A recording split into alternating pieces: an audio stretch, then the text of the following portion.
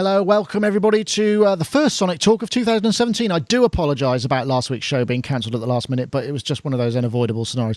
Nothing to worry about. Everybody's fine. It's just, a set of circumstances that don't happen very often. I'm pleased to say. You may not be pleased to say. You might be thinking, well, I don't want to watch this. This is a show about music technology and synthesizers and electronic music and music production, all that sort of stuff. I have no interest in this. Well, if that's the case, then stay watching, because you might be pleased. And if you are watching via YouTube Live or via Facebook Live, please do stay tuned, because we appreciate you sticking around. And obviously 2017, a new year, and I wanted to say first Happy New Year, and also Happy New Year to our guests as well. So I guess it's pre-NAMM show this year, isn't it? So I guess that's going to be our focus of what we do. I want to say, first of all, let's say hello to the chat room, which is our IRC server over there, sonicstate.com/lives, where you can find details of that. And also all you people on YouTube Live as well. Always nice to see you folks, your lads and lasses hanging out there. I try and keep an eye on all of the comments, but sometimes it's a bit tricky when you're running everything together. Anyway, let's get on to our guests. We'll start with Mr. David Spears from GeForceSoftware.com, makers of fine software instruments and hoarders of vintage electronics. I think they're stockpiling them for the day that comes where they're the only people with any left, and they'll be able to retire on the proceeds. Does that sound about right, Dave? Yeah, that's the new tactic. Right, there's more money in it. Yes, Happy New Year to you and everybody out there in Sonic Talk land. Yes. How's it been? How was your Christmas? Did you have a restive festive, as I like to say occasionally? It was good. Lot of social things going on. In fact, I got to a point where I was kind of like, can we just not go out tonight? Is there any chance I could just stay in and just kind of veg in front of the TV? There's all this kind of frenetic activity up to the really Christmas and Boxing Day, and then afterwards it's like you're desperately looking for that break. Well, I am, between kind of Christmas and New Year.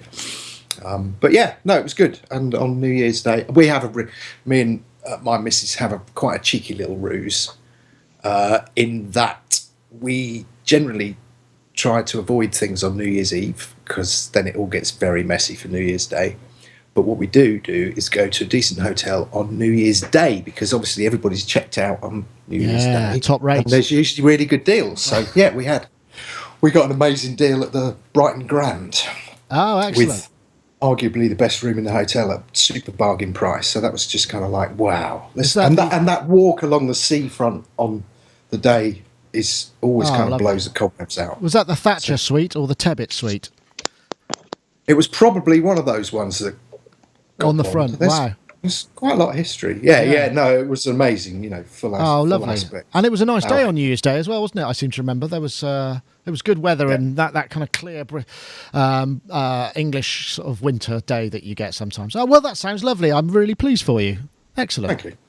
I had a hangover because I got to go out, and that's fine, because I don't mind them when I feel like they're deserved. What I object to is when I've got one and I think, why have I got one? I don't deserve that. It's not fair.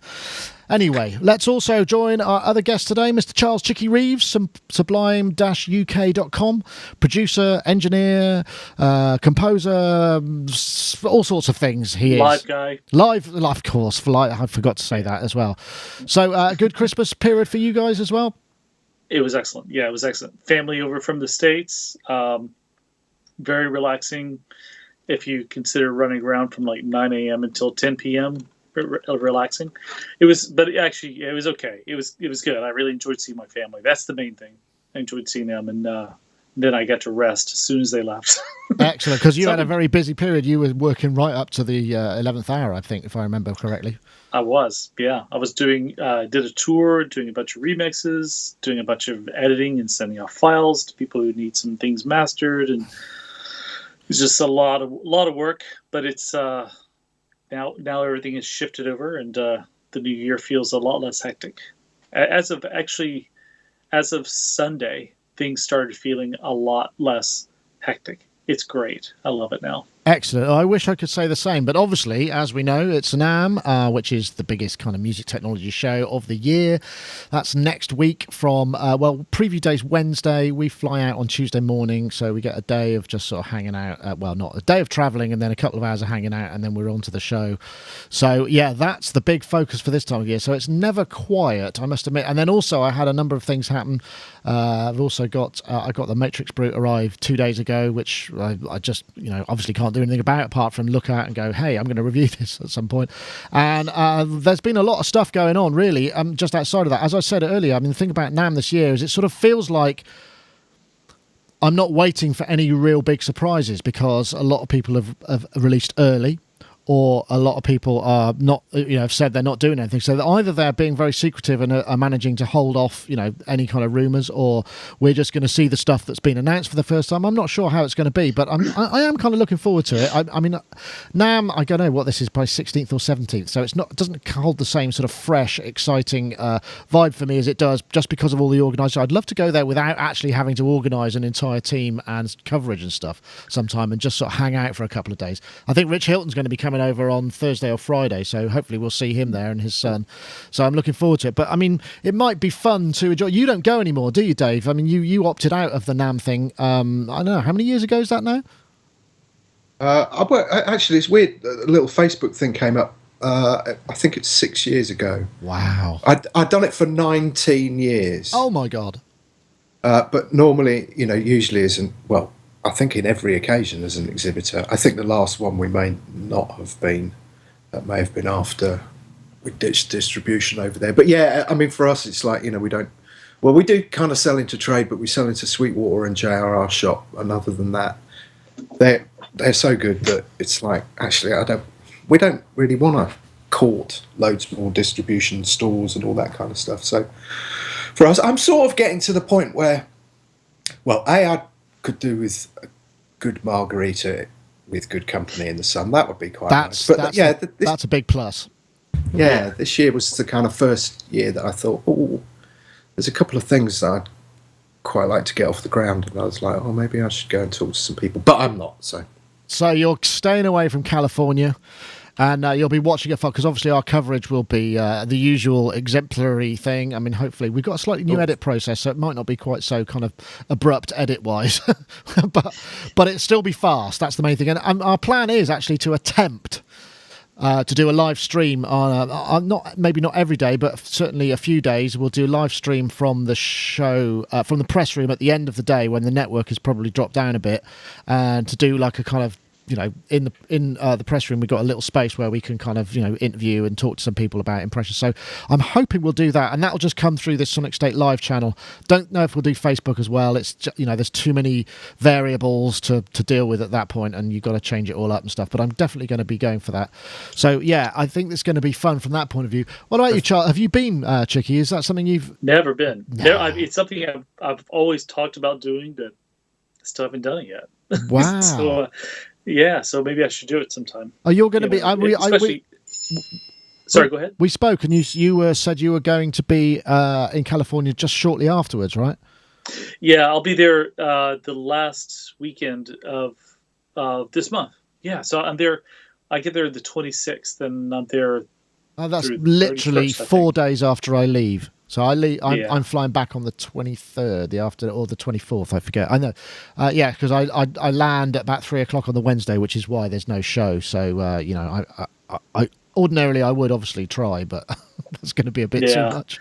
Yeah, I probably should have planned it out a little bit better. I didn't even really think much about it, and last year was a bit of a dumpster fire of a year, so just my planning went out the window. But I should have planned a little bit better, and I should have gone. You know what? I'll plan for it next time. How's that? Yeah, that sounds like a great idea, because I'd still like to get the entire Sonic Talk team around the Marriott pool bar on a Saturday night where we're buying margaritas. Because that's one of the few nights of the year, and I think people assume that British people drink all the time to excess, and I don't at all. And that's one night where I sort of make a point of doing so, because it's the release of Thursday and Friday and all the scoops done. So that's, if you want to see me drunk, then that's probably your best bet. It starts around 6 o'clock, so maybe I'll see you there. Feel free to rock up. I'm not sure I can buy you all a drink, but anyway. But big news is these NPCs are out. So I wonder if I can play this. Yeah, let's play this rather epilepsy-inducing video. This is the new MPC Live and the new MPC X, which we knew were coming. They were kind of leaked, but the final spec is perhaps more than we expected. It's only a minute, so I'm sure we can cope with it. And interesting, they're going for something a little bit less regular hip-hop vibe.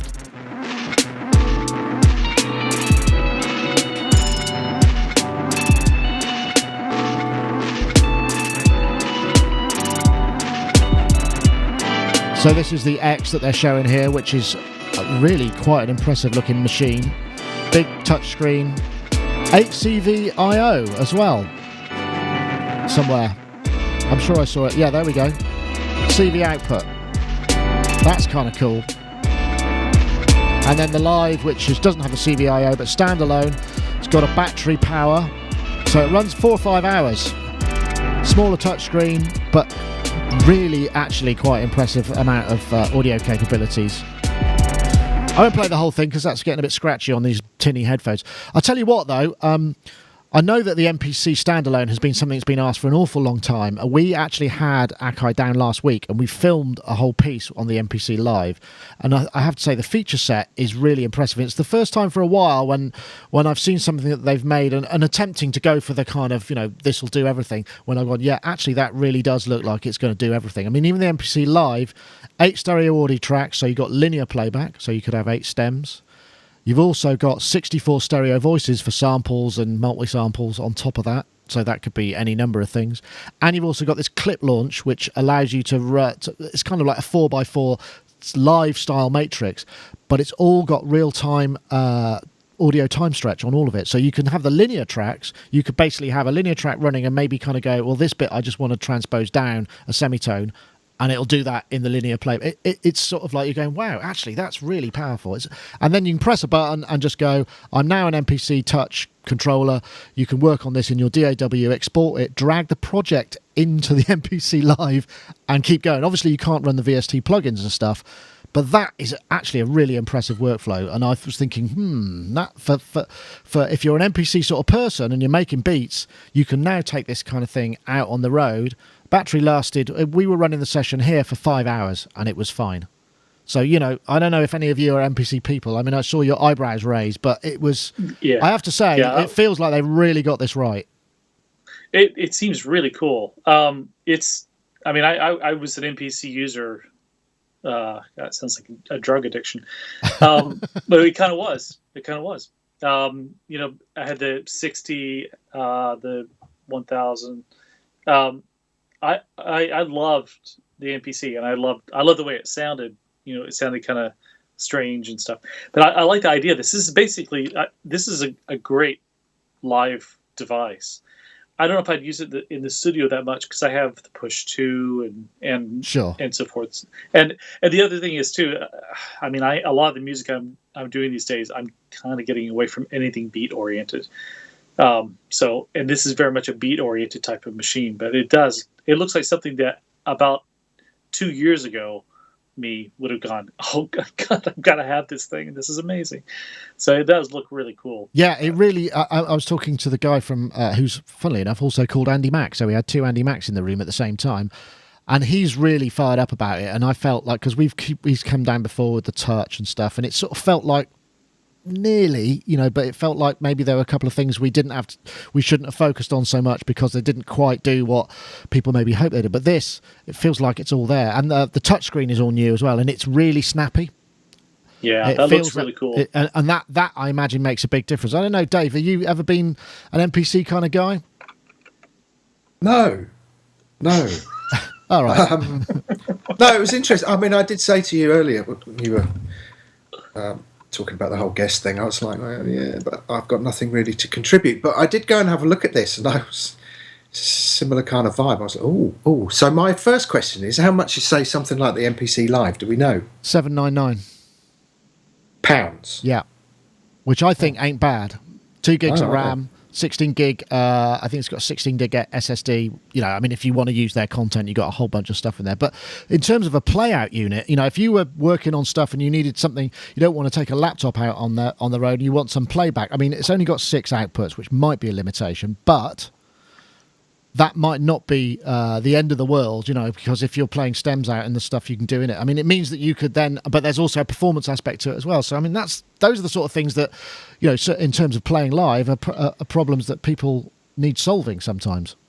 Yeah, definitely. I don't think that's a bad price. So, what is the MPCX?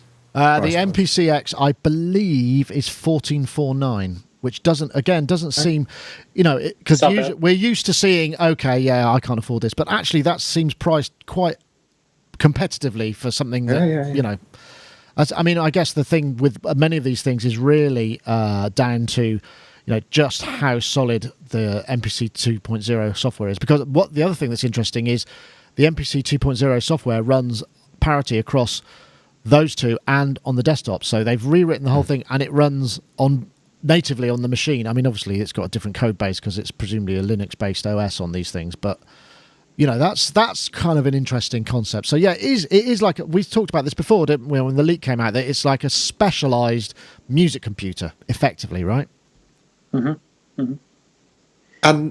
did you say no CVs on the live? No, there's nothing on the live, but there's 8 CV gate. I guess they're assignable on the MPCX. Okay. But the MPCX is not battery powered. I don't believe so. I think it would be pretty hard for it to run on that way. But yeah, I mean, you may be able. I mean, the thing about the USB host ports as well, because while the guy Andy was here, we discovered that class compliant MIDI had just been added. Because he said when he arrived, it's like, no, it's only USB storage. But then it was like, oh no, actually, I've just spoken to the guys. It's also, you can plug controllers into it as well. And there was some talk at some point during the day that it might be possible to plug class-compliant audio interfaces into it, which would mean if they were DC coupled, I don't know, it's a possibility, right? So, yeah, I mean, that's the thing that I find kind of interesting about all of this stuff. And all of that, you know, you've got, I think it's up to 4 effects per pad, insert effects. I mean, there's going to be a finite amount of capability in there, but if you can run 64 stereo voices, 8 tracks, that's a pretty good start for something that size. I mean, you know, one might argue that if you needed more than that, then perhaps you need to rewrite your tune. Yeah, you know who could use something like this is Robbie. This seems like something he'd really be into.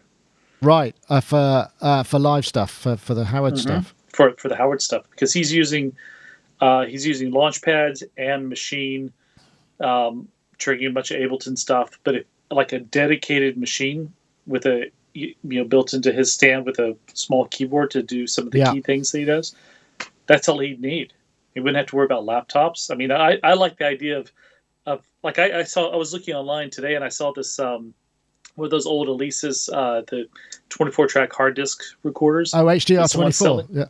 Yeah. I've actually thought about buying one because I always like the old radar system. I like things that are very dedicated for their purpose, and something like that. But I mean, something like the this new Akai, not the live version, the actual using the big version live would be amazing. Yeah, I mean, I'm sure the live is great, but the big version live would be fantastic.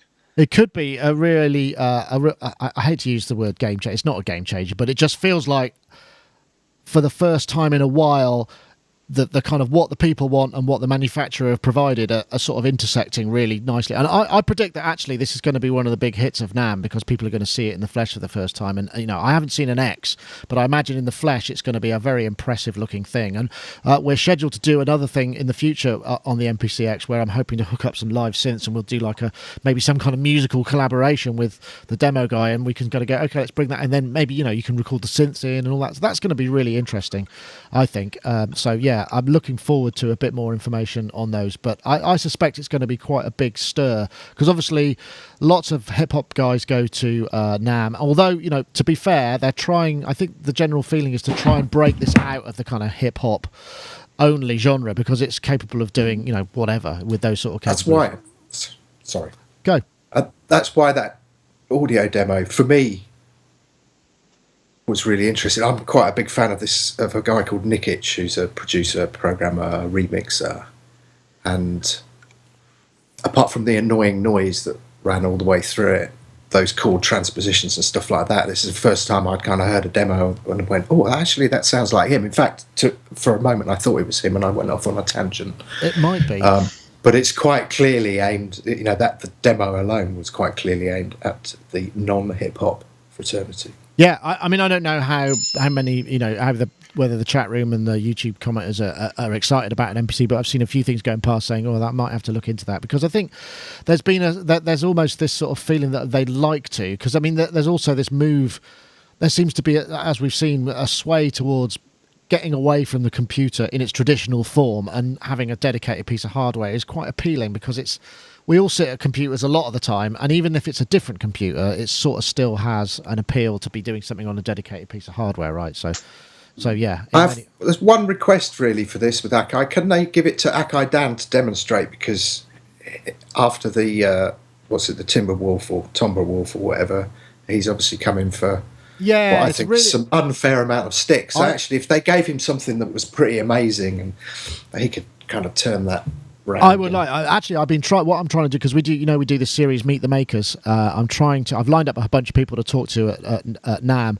I asked if I could do them with Akai, with Dan Gill from Akai, because he's obviously a really smart designer as well. I mean, he's an engineer. He come up with a lot of the concepts for this. Maybe he's not the best demo guy, but that's unfair. And I really wanted to try and talk to him about his background, his that kind of stuff, because I think he's a person, and I think as soon as you become memed like that, you sort of lose the human aspect of you, and you just become something of ridicule, and it's really grossly unfair. I mean, yeah, it was ill-advised, but we all make mistakes. So anyway, but he's not there, so I can't do it. But I will. I am going to chase up to try and do that. There is a will to make this happen. So I would really like to talk to him, because I think I've spoken to him in person, and he's a nice guy, a nice enough guy. So.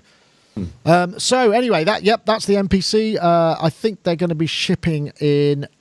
I think they said first quarter. I think to be safe.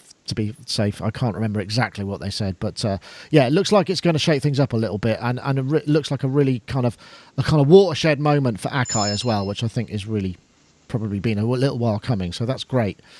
So right, let's see. I kind of went the wrong way round. I tell you what. Seeing as it's been so long, let's do the ad, because it's been such a long time since we've heard from our sponsors, of course, Isotope, and we want to thank them for their continued sponsorship of the show, even in 2017. Although I haven't had it in writing yet, I suppose if I play the ad, then it might make everything cool. This is Neutron, which I think was nominated for a fairly major award from in Pro Tools Expert as a great piece of new software. This is... as we say, Isotope Neutron mix processing and mix analysis tool, really quite unique in the way that it sort of visualizes some of the frequency clashes. Assistants will help you and identify particular instrument tracks and kind of suggest processing for them, which you can then tweak again. You don't have to go with all their presets, but it gets you started. And really, from what I've heard, a lot of people have been very impressed with the way that it can clarify the mixing process, because even for many of us who have been doing it for a long time, it can still be a little unclear as to what's wrong. I speak for myself. So yeah, Isotope Neutron, as with many of their products, 10-day demo available. You go to isotope.com/neutron and you can check out the plugin there and experience their best DSP yet. Although, as I said before, smoke doesn't come out of your computer like that when you use it. Isotope Neutron, isotope.com/neutron. I want to say thank you very much to Isotope for sponsoring the show. And of course, we ran, I guess the competition would have been last year now, and we asked you to mix, to tweet the hashtag festive tunes and Neutron. And we have a winner. The winner is a guy called Bart Schuller. The Twitter handle is @Bart Schuller. I'm guessing he'll probably know who he is. He tweeted festive tunes and Neutron to Twitter. But we've got our own competition for this year. And I went for a fairly 2017 themed hashtag, which is Mix for 2017. New year, new process, new skills, new quality. So hashtag Mix for 2017, which is all one word, Mix FOR 2017, and the hashtag Neutron. That's NEUTRON to @Sonicstate and @Isotope Inc. If you enter that into Twitter between now and the next show, you've got a couple of weeks. Then we'll enter you into the competition, and the random picking process will choose a winner next time, and you'll be hopefully you'll be one of the people that can get it. So once again, tweet the hashtag Mix for 2017 and the hashtag Neutron to @Sonicstate and @Isotope Inc. And we do thank them very much for their continued sponsorship of the show. It's much appreciated. Let's try this one, because I know this might have a resonance with you, Dave. So as we know, Apple MacBook Pro with the new MacBook Pros, or even the 2016 ones, are missing Thunderbolt. They've got USB-C. Well, it's USB-C Thunderbolt 3. And we've all spoken about dongle hell. Here is a sleek, compact adapter for your MacBook that is able to provide This is all the HyperDrive. ports you need. Introducing HyperDrive, the adapter that replaces all other dongles. And look, it makes you happy. An HDMI display Turns your room white. and a Thunderbolt display. USB-C data, SD memory card, micro SD card, All the USB things that frankly should have been on the and bloody thing in the USB first 3.0 place. hard drive, all while charging your MacBook Pro at full speed. Stop figuring out how to store and carry your dongle. I won't play the whole thing, but you get the idea. And I mean, it just... One thing that strikes me about this is there is a massive need. We've identified it. Apple really, I think, screwed up here. And you can see that because their Kickstarter campaign has raised $1.5 million. It's just... Which 16,500 backers. And this thing is really cheap. I mean, what was it? $69 gets you a HyperDrive. 138. I think it's less than that. Is that plus? I think wasn't it 49 or something? HyperDrive, yeah, I don't know, but either way, it's not expensive, and it just seems like it reminds me back in the old iMac days. You know, remember when the iMac first came out, and everybody was releasing iAccessories, and then Apple really clamped it down and stopped you being able to do that. This is kind of like back to those days when they go, "Hey, we've got a great idea," and done it, and Apple haven't stopped them, or at least not yet. But I don't know. I'm guessing, Dave, you might be happy about this, or maybe not. I don't know if you've got one of those MacBooks or not. No, and I was having this discussion with my father this morning, who's got an older MacBook, and he said, "Oh, I really should update it," but he wants to get loads of video off of Digital 8 and Video 8 and all that kind of stuff, and I'd lent him a FireWire cable with an adapter so that it fits his FireWire, so that it converts from FireWire 400 to 800, so that it fits his computer. Which, weirdly enough, I'd totally forgotten about. And the other day I needed to do something similar. And I am searching everywhere for this tiny little adapter, this 400 to 800 adapter, like almost suicidal. And he said, "Should I get a new one?" And I was just like, well, no. At the minute, you've got no way of getting anything in or out. I'm not in a good way. So, as I explained beforehand, I have a 6. It's just a 6. It's not a 6S. Which just dies constantly, and this week has been utterly... It's quite funny, actually, but it just makes me despair. I got a build of something super secret that we've been working on for a little while, and it's an early build of something, and I put it onto my machine, and I load it up, and my computer just dies. Kernel error. And then it restarts, and then randomly this kind of thing happens. And I noticed that actually what's happening is that it's the Thunderbolt. It's not your software. It's not your software, I'd like to add. No, and which was obviously the first thing I looked at, because I thought, well, it must be related to that, because if that's the last thing that was installed on this machine, and so Houston, we may have a problem. So I'm collating all these crash logs. I mean... And when I say crash logs, kernel errors are pretty serious things. Yeah. And then I noticed that actually what's happening is that the Thunderbolt is disconnecting from the UA Apollo. And I had this almost a year ago when a Thunderbolt optical cable decided to die on me. And it was only a conversation with UA because my Apollo 8 was brand new. And I thought, oh, please, don't let it be that. And they said, oh, actually, that's symptomatic of a dying Thunderbolt cable, so replace it. Well, it's right across the other side of the room, so it's a 5-metre Thunderbolt cable, which is 100 and... Yeah, only 150. Oh, that seems reasonable. Yeah. So we buy another one, and it appears that that's exactly what's happening again. So these things are the spawn... I'm sounding like Gaz here. These things are the spawn of the devil. Oh, wow. in my hobbies to So go. basically, you've got 150 quid yearly Apple tax on top of everything else. Dude, it's driving me insane. What with that? And then, I buy my wife a iPhone SE thing, and ever since she's got that, the caller can't hear her for at least 2 minutes. That transpires, it turns out that it's the network provider. But only after... Yeah. And Apple never, ever, ever, ever take responsibility for these things. So right at this moment in time, I'm up against it because I haven't gone out and bought another one of these for 150 quid, I'm now running out of my Mac Pro. I'm running the line out of my Mac Pro. Which means that because all my sub-mixers for the synths go into the UA, I have no synthesizers. Oh, Now, my that goodness. is arguably the saddest thing you're going to hear this year. Wow, that does sound pretty sad. It's just astonishing, isn't it, really? I mean, you'd think that if something cost that much, you would hope that it would have at least a year's warranty, if not more, if it's just a cable. And I'm guessing, and this is actually been installed. It's not like you're moving it around a lot, right? No. It's not. Nothing moves. The cable goes from one end of the room to the other, obviously into the pieces of kit at each end of the room. It does not move. And it's optical, and they were going, you can bend it, you can do all sorts of things with it, and because it's optical, it's going to be amazing and last forever. Well, evidently not. I don't understand how it... Yeah, wow, that's harsh. So something like this is... Yeah, it's just now becoming essential that people do things like this.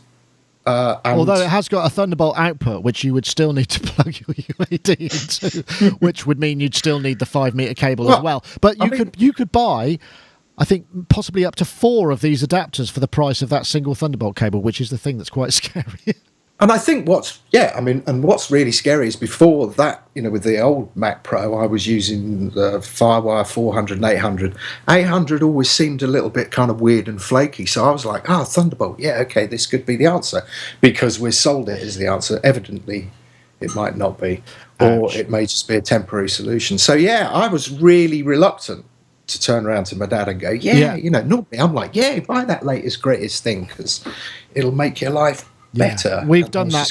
We have done that before. But yes, maybe this will. I know, Charles. I mean, it seems like a good solution. I mean, I quite like the fact that it's third party and so many people have gone, hell yeah, we'll have one of those. It's quite interesting that 16,500 people have gone for this. Yeah, it looks great.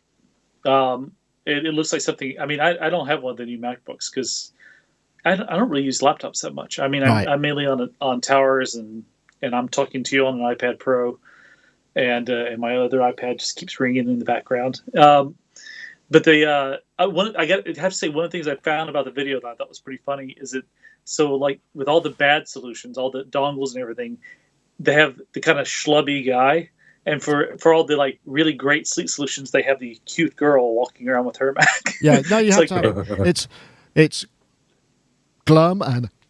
Yeah, they always do that. Like the before picture with no makeup and your stomach sticking out, and the after picture with all the makeup and the hair done and everything and smiling. Yeah, of course. I found that quite funny about the video.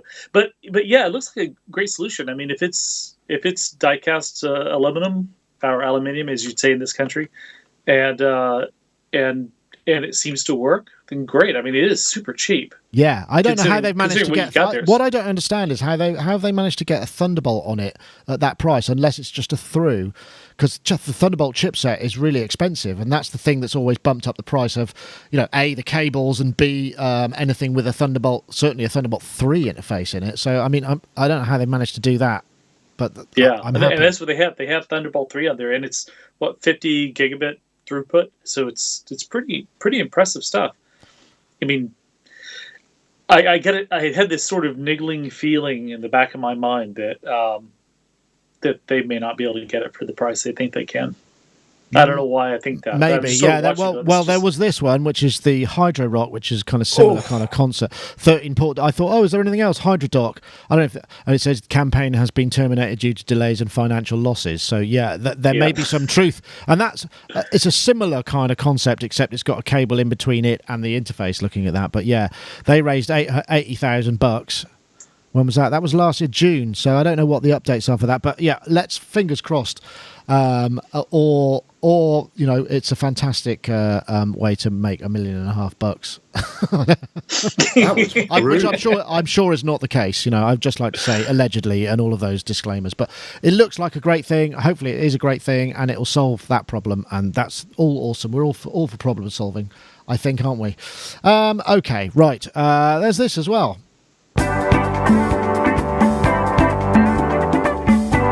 This is a very cheesy, actually, Eventide video. This is inside the Eventide building with very cheesy music. I don't know if it's intentional or not. I guess it because they've gone for a sort of sepia video vibe.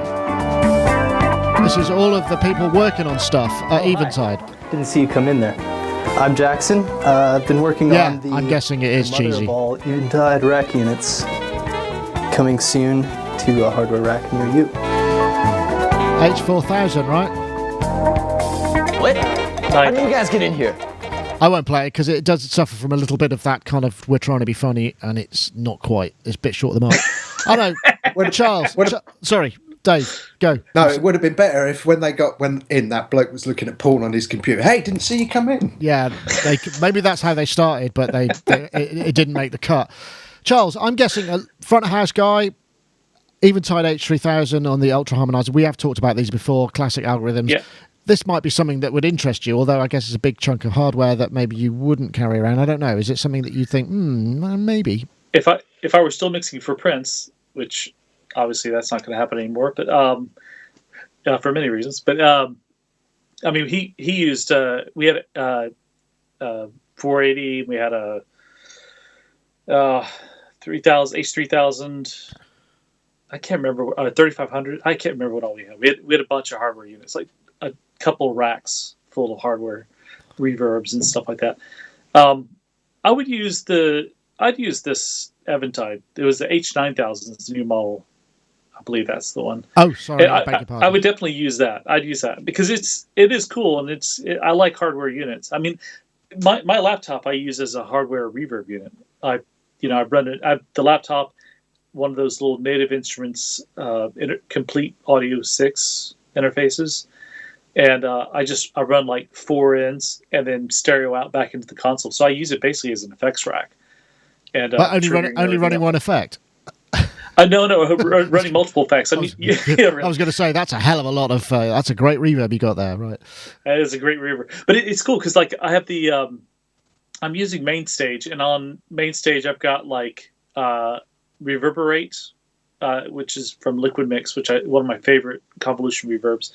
I've got 2 instances of Guitar Rig running their Memory Man delay, right? And then I've got the Crystal Lord Algae vocal processing thing, which is basically I'm using for like slapback and just a slight bit of just stereo spreading of vocals.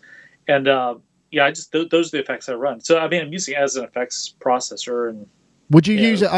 You're using time-based stuff. I'm guessing that you wouldn't use it for real-time processing because of latency that would get introduced otherwise, right? That's right. I wouldn't. All that I do on. Well, I normally mix on Avid consoles, so I'll do that on plugins. Right. Okay. So I use like all the Metric Halo stuff and things like that. Okay, understood. Okay, well, I mean, it looks like kind of fun. I know, Dave, we've talked about the Eventide algorithms. I'm guessing this guy's going to run a bunch of things. I mean, there were some other things suggested, new effects pedals and stuff. And there's something about it. I mean, I know you've got a big Sky. I don't know if you've tried any of the Eventide factor pedals, which we did a piece with the new Model D going through it, and it was, I was there. I was just smiling like a loon the whole time with that. And there is something about it, right?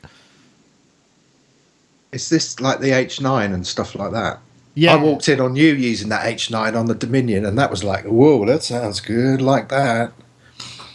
I have no real experience. In fact, I tried to persuade Chris to buy an H9 for himself because what have I got? The Blue Sky, the Dig, and the other tape one, El Capistan and stuff like that. I was trying to persuade Chris to get, right? Yeah.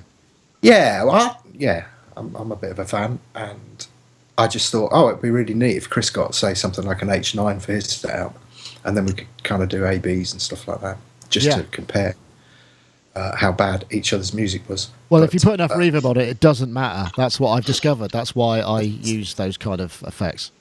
Yeah, particularly that kind of transposition reverb, isn't it? No, I don't have any. I didn't watch that video. I didn't see that video. I saw another one that was on the list. And when it said something like "only limited by your imagination," I turned off. But Because I have no imagination. Very good. Nice way to that. Yes, excellent. But anyway, so we're going to go and see Eventide, obviously, at NAMM. There's a few things that they're going to show, I'm guessing, and they might preview some of this technology. But what's nice to see is a company of that kind of legacy with that kind of thing are working on a bunch of new products. It wasn't just the big new H series. It was there was some guitar pedals. There's some DSP kind of plug-in effects as well, and all of that stuff is like, yeah, great. That's really good, because that for a spell they've been working on their bringing their legacy sounds into the new digital age and making those available. So I'm just really pleased that that's happening, and I think that's all jolly good news as far as I'm concerned. Yeah. So yeah. We're happy, so we'll like I say, we'll go and see them. Right, what else have we got? Did that one? Did the Eventide Festival? Well, there's actually not all that much else, really. Gosh, we've only got 15 minutes, so that's all right. But is there anything else that anyone wanted to cover? I mean, have you heard any rumours about NAMM? Anybody? Well, MIDI. Yeah, no, we'll do that. Don't worry, it's going to be there, because I didn't know whether there was going to be anything. I mean, I know like Dave Smith Instruments have actually been really brilliant the last few NAMMs, because they've just sort of on the morning of the Thursday they've gone, oh yeah, here it is, and then nobody knew anything about any of it, and I don't know what it is that they do to their employees, what sort of contract they have to sign when they join, but it's obviously very, very effective, so no news might be news, if that's a kind of anything. So anybody heard of anything else? Or perhaps it's interesting how this whole thing goes in circles. For years it was like there was an embargo on everything until the day, and then there's just like a million launches on the first day of NAMM. And then a few people would save it until then, like a year later, a few people would go, actually, we'll just launch it on the Saturday. And then it got to this point where it's like, actually, if we just announce everything before, then actually, we were really good at that. I think we announced something like 2 years before we released it at one point. There's a lesson learned.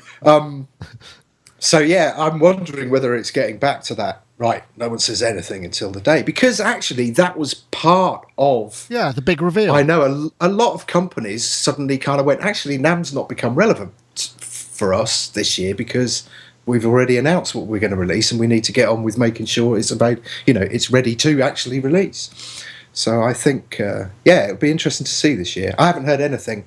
The only thing I'm interested in is that new stylophone. Yes, I saw that.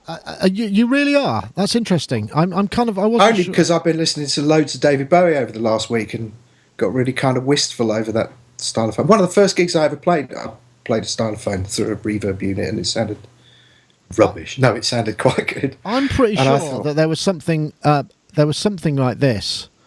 Generation X stylophone release. This is on Wired. I'm sure we got a news item for it, but I wasn't prepared, so I'm going to plug somebody else's website. It's got a little cut off. But I'm fairly sure there was another one of these a couple of years ago that was bigger and was metal. I'm not sure. So yeah, that looks like it. That's it's kind of monotron style, isn't it? That's kind of what I'm getting from that. But that's okay. So yeah, we'll probably go and see that, because people will be interested in it, because it's a fun kind of thing. But yeah, I know what you mean. So I'll put that on the list and we'll go and see it. I don't know. What about you, Charles? Anything in there that you're thinking? I hope there's or I think I might know. I mean, obviously the problem is with most of us is we can't say anything, even if we do know. But I genuinely don't this time. Yeah, I don't know of anything. I don't know of anything at all. There's nothing I'm really hoping for. The thing is, I'm trying to get out of this. Oh yeah, you don't want there to be anything new, do they? Because I don't want there to be anything new that I want. Yeah, I'm trying to get out of fetishizing gear, and I have a really bad habit of doing that. And I just want to just write music. That's all I want to do. Just write music. And I think you said something that was my New Year's resolution, is to double my creative output this year. So right. I'm working on that. Yeah. Okay. Sorry, Dave. You wanted to come in. No. I was just saying, Charles said something on a previous podcast that's really lodged in my brain and gnawed at me. It's like, I want to write more songs, not make more sounds. And all right, I have to make sounds for my work, but this idea of, I need to finish things. Yeah. So yes, this resonated. Thank you, Charles. That's a good resolution. I should also add, because we've been trying to do sort of NAMM Awards, and we always kind of forget, and when we get back, we sort of tend to do them after the effect, which is all right. But then what we've done this year, I've got rosettes made. Best of show, that's best software, what's that, best polysynth, best of show. There's a whole bunch of them. So this time we will actually take them, and there will be hopefully people walking around proudly with the rosette with the Sonicstate logo on it. Best of show. I mean, I'm hoping they're not going to think, but I'm not a dog or a horse. But there's a certain, and these are really quality. I got them from this company, and I ordered them on Monday, and they arrived today, which I was really impressed by. So, and also they'll pack nicely in the suitcase, because you can imagine if I was taking a bunch of like plexiglass or glass awards, I'd have to have a separate suitcase for them, and they would weigh a ton. And also, it doesn't look so, because obviously we can't put the name of who it is, because we don't know yet, because we haven't seen the stuff. So this way, it's just a bit more kind of So, if you're watching, I like a margarita on ice, although it won't. It won't affect the outcome of the vote, but you can try as hard as you like. That's all I'm saying. And the rest of my team I wish I was going now. will appreciate bribery as well, but it won't get anywhere. I'm going to find out who you got to make those rosettes and just get loads made for myself.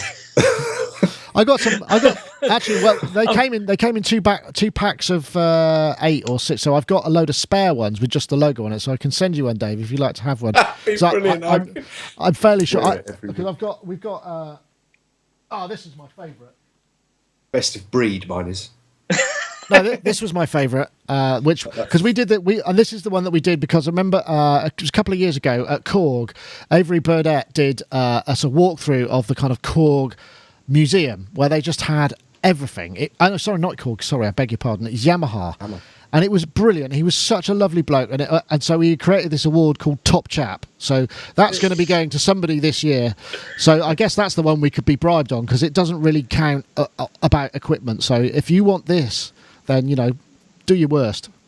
Maybe buy some advertising. No, I pretend I didn't. Top Chapette.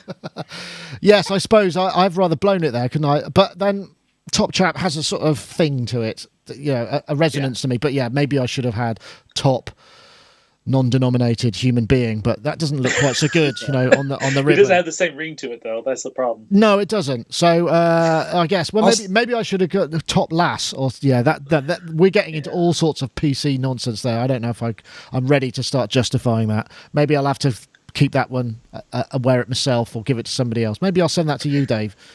Yeah, I still get grief for an award that we left at NAMM. We won an EM Editor's Choice Award thing years ago, and it was terrible. I'd eaten something really bad on the plane on the way over, and of course the awards night it was the EM awards night, and by the time we found the place, I'm not feeling too good here. Oh no! And I went up on stage and kind of collected this, this nice little glass statuette, and kind of stood there, the obligatory photo, and then realised it was gonna come up. So I literally ran to the door of the Marriott. Oh yeah! And when I walked outside, I just projectile vomit, and I remember thinking, I don't feel very well, and wow, that is one impressive projectile vomit. And then just kind of turned around, wiped my mouth, and turned around and went back in, and I was kind of okay for a few hours. Did you do your acceptance speech straight away? Kiss the hostess. But in the whole kind of chaos of, Chris and I really weren't well that night, and we left the award thing in the hotel room, and I still get grief about it today. Oh dear. Well, this one has high credibility, but very low value. Financial value, obviously. Anyway, I just thought it'd be fun to do something for a change, and actually kind of make some awards, because everybody's doing it, and I was feeling left out, and thought, I want to do something like that, and it gives photo opportunities and all of those things, so it should be a lot of fun. But anyway, we have got one more video which we can probably just about get in, as long as I can press the button correctly. I think it's this one.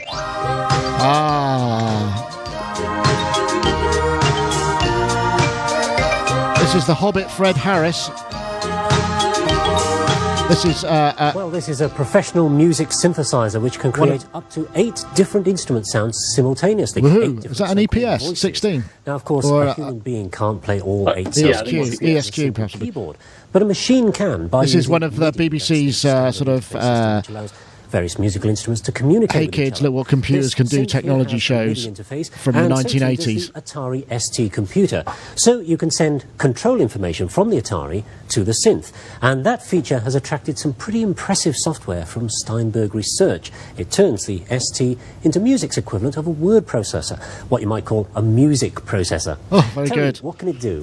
Well, the software's been designed to be... I won't play the whole thing because we kind of know what it does, but, you know, I saw that, I just thought, what a brilliant, you know, occasionally we do post these nostalgia pieces and it gives us old farts the chance to kind of reminisce. And so, yeah, it's a trigger for that, but also there were some other things on the show. There was also a Cheetah Master Keyboard, which was one of the few ones, and the Casio CZ101, I think, was in there as well, and a Commodore music computer. But I remember driving to wherever it was, Audio Village, or I forget the dealer I got it for. I had to drive miles. It was right around the M25 to buy my Atari ST and my Steinberg Pro 24 software. And I remember driving all the way back, getting home and plugging the Pro 24 software in and thinking, it's broken, it doesn't work, and phoning up and being really cross because I was just too stupid to figure out how it worked because it was really complicated from what I recall. But that was it. That was the Pro 24. That was where it all started. £284 in 1986, 80, round about then, equivalent of 750 UK pounds. I think I bought that with... Well, in the UK, if you'd been unemployed for a certain amount of time, they did this program where it was called the Enterprise Allowance Scheme, which was probably one of the only things that the Conservative government and Thatcher kind of did that was, you know, reasonably good for people, I would say. I don't want to get political, but I got one of these grants and it was £1,000. And I got the grant and I bought that and I bought a few other bits and pieces, and that's what got me started. The whole thing got me started completely that way. I'm sure, Dave, you've got the similar sort of you've still got Atari STs about the place, haven't you? I know you have because you've said it, and it's made me think I'd like to get one back, but then who knows? There was a kind of mad rush at the end of their life to get them. It was Digital Village who kind of ended up with the stock. It was kind of through Paul Whiffen. Anyway, yeah, there was a sort of rush. I was working with a company and we were, well, I had a company and we were doing stuff on floppies, so it was like, actually the Atari was pretty essential. And I wanted, so we've still got, I think I've got 4. I don't know whether any of them will work. When we get into our new place, there will be a space for an Atari ST. You could network them and have a super MIDI processing kind of neural network of Atari STs, right? It's going to be amazing to see if any of the floppies, Creator, Notator, all of those things, whether they'll still work or whether they've kind of degraded over the years. I've tried to keep them all in, reasonable environments. But yeah, I love this. It was something. As I explained to you in an email, I had a mate who worked at this time. Steinberg was distributed in the UK by a company called Evenload Soundworks. This is really old fart material. So stay awake, kids. And and it was before kind of Steinberg UK or Steinberg US even. In fact, a friend of mine was offered the job to go and start Steinberg US. But Pro 24 was I didn't have Pro 24. I had this thing called Sonos Super Sequencer or something, which was actually created by Tim Ryan, who was one of the founders of M Audio, I believe. But it was a company who was just down the road from me in Wokingham. And it was brilliant because you compose your stuff in the same way as it was a bit of probably a Pro 16 rip-off. And then in order to make it work, like keep everything in time, it obviously had to divert all the processing to the MIDI. So you'd hit this button and it would the monitor would go blank. Which I've always thought, like Gaz would love that, wouldn't he? Because he hates all that work into the grid and stuff. And yet, somehow we kind of churned out these tracks. The ST was just like an amazing thing, even though that really did sound bad. But I did things like, dude, we did quite a bit of stuff for Cheetah over the years because they were, and who then became Soundscape. But Cheetah, Chris, I've told this story loads of times, but Chris programmed this digital wavetable half rack synth called the MS-800, which has recently been made famous by this old Richard James thing. You couldn't give them away, and now they're going for really stupid money. But you programmed it by putting these wavetables kind of one in front of the other and then setting this really awful filtering. It was all digital. But you couldn't hear anything until you finished. Took it out of edit mode, and then you could play. But the minute you put it into edit mode, you could never hear anything. So it was all this sort of educated guesswork. Phenomenal. I love the 80s. Actually, I didn't. I hated the 80s. Yeah, I don't know about working on that kind of stuff now, but yeah, that's an interesting. I'll let you go next, Charles. I mean, I'm guessing you probably, because you're in the States, you might not have come the Atari ST route, but I could be wrong. Well, yeah, the ST wasn't really that big. My first computer was a music processor. I was using a Mac or an Apple II. It was the 2E or something, and using Alpha Centauri, if you remember that. But I'm kind of surprised you guys didn't touch on the most important thing in that video. Okay. That guy's mullet. Man, that was the 80s, wasn't it? It was a great mullet. Oh my God. Oh, wow. That's almost made me want to grow one, except I'm not sure I can do it too easily these days. But that was impressive. But yeah, in the States, people were much more geared towards hardware sequencing. Like the lens sequencer was really big. And then when the Elisa's came out with that MMT8, that was huge. That was huge, yeah. Yes, I recall. And then I went back to computers. I got I'm trying to think. This is about. I don't want to show my age too much, partly because I think it's wrong on Wikipedia. I think I went to a Mac Classic, and I was running Master Tracks Pro. Master Tracks. Yeah, that's it. I think I do remember. SE30s, man, they were all the rage. But I've got a client of mine who swears by the Atari. He's like, yo, man, just running Steinberg on that, it's great. And, the timing is great, and I'm kind of like, yeah, it's not. Okay, it's not great. It's not. I mean, it may be its own thing, but it's not great. It's not how I describe it. No. Well, we've covered that before. There was that whole thing, particularly when Cubase came out, when it flipped over to Cubase, where you had to put priority stuff at the top because they would trigger first, and then you had to stagger. If you had big chord vamps that also went on beat one, you had to move them by a few clicks manually because you didn't get pattern delay in those days, or certainly not to that degree. So the kick would hit in and then the chord would sort of smear. You'd have to make it like that so that the kick would always be bang, otherwise you would get the chord sort of moving around either side of the beat. But my Pro 24 story is when I bought all this stuff, obviously I'd set up a business to do it. And Fred Williams, who was the engineer at a club that I worked at, he's the guy who basically got me into all this. He said, great, I'll tell you what, I'll talk to a local journalist and we'll get something in the Chronicle and, you can tell people what you do. And I got like a little piece and he's arranged it. Lovely bloke, sadly passed away a while back. He got me into live sound, everything, and he was just a great influence on my life. But anyway, so I got a gig upstairs because the club had opened a studio, and one of the first sessions to come in was Anne Pigalle, who was, I think, on... what was ZTT, and they had absolutely no idea about any of this stuff, and so I was brought in as the programmer. They didn't know that I also had absolutely no idea about this stuff, but I had my own computer and those sort of things. And I remember what happened. There was we were working on this track, and it was I was doing it, and it was back in the day with FSK, so you had to always rewind to get the sync point. It was just a nightmare. So anyway, I remember I programmed this whole thing, and then something went wrong with there was some garbage in one of the patterns, and the only way I could get it to work again was to put it on track 24 and mute it. And every time, if it accidentally became live, the program would crash. So I spent this whole session trying, and this was, when I say whole session, I'm talking about like a week or something. And I remember, and I charged whatever it was I charged, and at the end of it, they kind of said, well, we sort of felt you didn't really know what you were doing. And they were absolutely right, very perceptive of them. But that was my first professional engagement as a MIDI programmer, and I learned a lot about that. Is learn your shit before you get those kind of jobs, because otherwise you'll get found out. But back then it was easier because nobody knew what to expect from this technology. They just assumed, this will be great, and it wasn't. It was just eating up. I think they probably hired me on reflection to maximise the amount of studio hours they could bill for. So I probably made the studio a fortune. But yeah, I'm not proud of that. But it's a funny, I don't know if it's a funny, it's a sad story in many ways. But yeah, that was Pro 24. It's a horrible, horrible thing to use. I thought what was interesting here is actually, I haven't looked at Pro 24 or anything like that for years.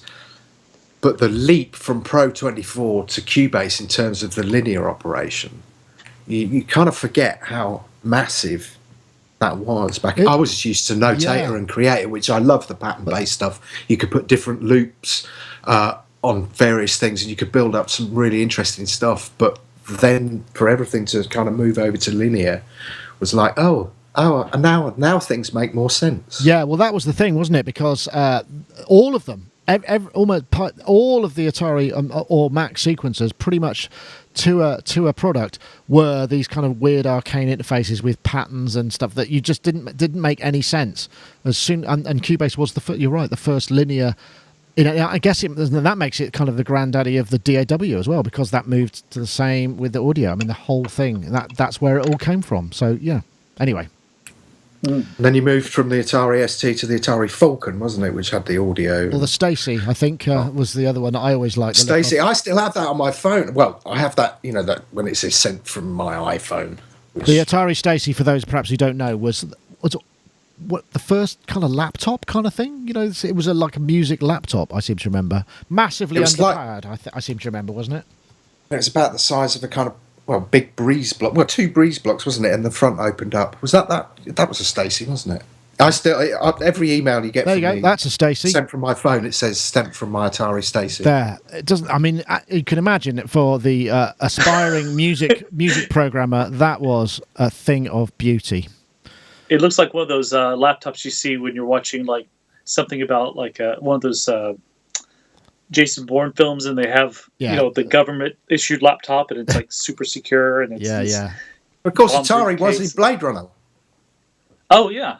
Atari was one of the big adverts, and actually the Stacy. That's why I love it. Because there used to be an Atari on the train from Bath to London. There used to be an Atari building. I think it was Games somewhere along the railway line. I always used to go past and see that and feel an affinity, because I was making. That was probably when I was going to London, because that's when I was using an Atari to make things, and I always remember that. Anyway, this is all getting a little bit too nostalgic for some people, I'd imagine. But anyway, just thought it was funny, and sometimes it's nice to think where it started and how much has moved on, and how in many ways, you get these leaps, but then there's this sort of quite sluggish midpoint between these sort of great conceptual leaps in things. And I guess that distance is becoming shorter and shorter, I guess, because, whatever the next one is, I don't know what it is yet, but it's presumably going to be, a personal computer that will do all of this stuff and be able to make us create sort of without any sort of CPU issues or whatever, and also maybe bridge the gap between the touchscreen and the traditional input methods anyway. But anyway, perhaps we'll see that now. Just quickly, Charles, did you like in the States? Did you have the Atari console, like the games console? Was that fairly ubiquitous? Oh, the console, yeah, for the games, yeah, it was huge. Really That's when when Atari got really big, wasn't it? Yeah. Yeah, no, it's interesting because I understand that Steve Jobs worked for Atari. In fact, helped develop Breakout, the game. Oh wow! And then went off. Yeah, that makes sense. Well, the consoles were huge in the States compared to the computers, which were a niche market. Yeah, okay. Everyone had IBMs otherwise. Yeah. Interesting, but Ataris were really big in Germany as well, because whenever I had to buy more RAM or a monitor or a hard drive, you had to order them from some German retailer or some German distributor where you could buy. I forget the name of it. There was a German distributor, and I bought my first hard drive for the Atari out of that, because it was all very. It was like almost kit form stuff with the power supply was at least as big as the hard drive, which was enormous in itself. But yeah. Anyway, so that's pretty much it. Thank you very much for this week. I should remember we did release this free our free Max for Live kind of synth in conjunction with Meta Function, and I thoroughly recommend that you download it if you've got Max for Live. It's kind of fun. Got an extra bit of pulse width love in there. So do check that out. I won't go on to it. You can find the videos featured on our site somewhere, so do check it out. Anyway, thank you very much for everybody. Thank you, Dave, for joining us. I guess I've got to go back now and continue my NAMM planning, and hopefully we'll see you at the other side, and maybe we'll have some more exciting things to talk about that came up there, right? Cool. Yeah, good luck. Thank you. And also thanks to Charles Chicky Reeves for joining us as well. And we'll see you out the other side. Very much appreciate you two made it. I'll see you when I get back from California. Ah, yes, of course, because you'll be in California as well. Anyway, that's it for this week. Thank you very much for watching. Don't forget, we've got you can win Isotope Neutron. We want the hashtag, which is on Twitter, Mix for 2017. That's Mix and FOR 2017, all as one word, and the hashtag Neutron, NEUTRON, to @Sonicstate and @Isotope Inc. That's it for this week. We'll see you next time. Stay tuned for all our NAMM coverage, because it's going to be all over the site. You should see all the videos. It'll all be there. Anyway, that's it for this time. We'll see you next time. Thank you very much. Bye.